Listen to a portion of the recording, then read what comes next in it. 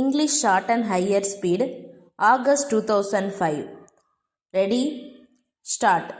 Mr. Deputy Speaker Sir, I am glad I have been given an opportunity to express my view on the demand for grant for education. Now we are thinking of putting up huge dams and construction of canals.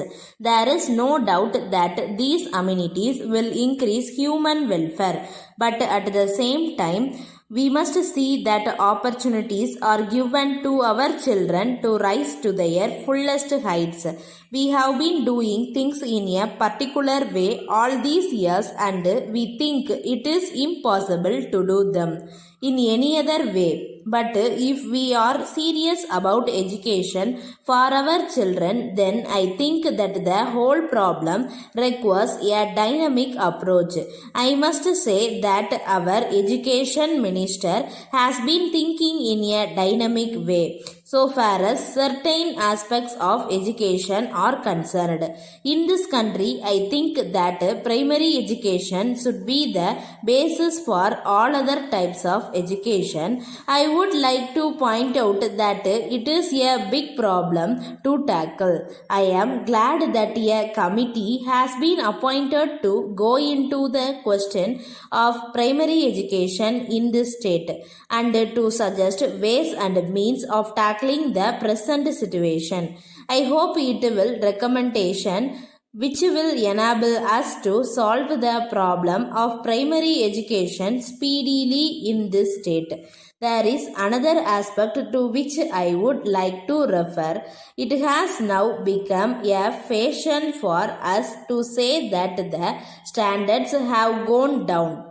I should like to know who has been responsible for the fall in standards. The education department is supervising educational activities. I have all praise for it. I know that all educational institutions are today manned by trained teachers. Some may say that the fault lies in the raw material. It is not at all correct. I am sure that the children of today are much better than the children on the old days because they are brought up in an atmosphere of freedom. So it is the responsibility of this house to find out the reason for the fall in standards and to rectify matters. In the matter of education, I must bring to the notice of the government that there is a tendency on the part of private managements to think of education as a business proposition. I hope that the education committee will look into this also so far as the municipalities are concerned. A large part of their income is being utilized for elementary education. If the government take over this responsibility or find funds for running these institutions, it will enable the municipalities to provide amenities to the people. I hope that the Honorable Minister will look into this question also. In this connection, I would like to point out that schools are concentrated in particular areas. There are labor schools, local body schools, and other schools. All these are within a radius of 4 or 5 kilometers. I do not think it will serve any useful purpose. I hope this matter will be looked into.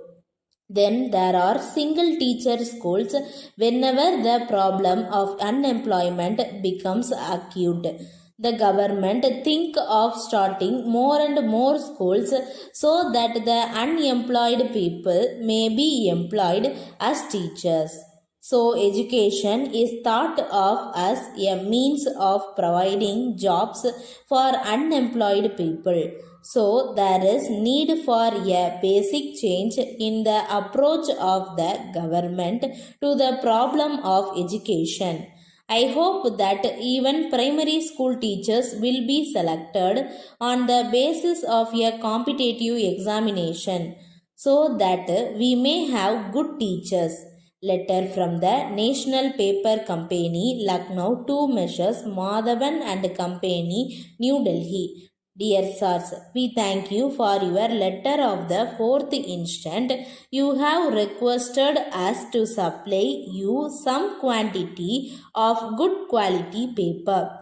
At the same time, you have stated that you will pay the cost of the goods within 30 days of delivery. While we have no objection to supply you the goods as desired, we would like to tell you that we will not be able to give you credit facility unless we have definite information about your business standing since you are a new customer. We shall be much obliged if you give us particulars about how long you have been in this business and any other particulars which will enable us to consider your order. We shall be glad if you also give us particulars of any persons to whom we can make references in this record.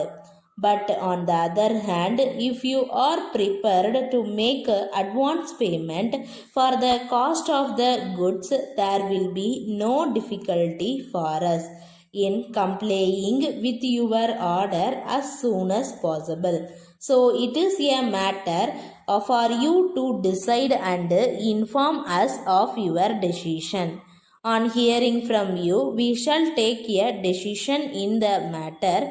We hope you will respond as early as possible so that we may take further action in the matter.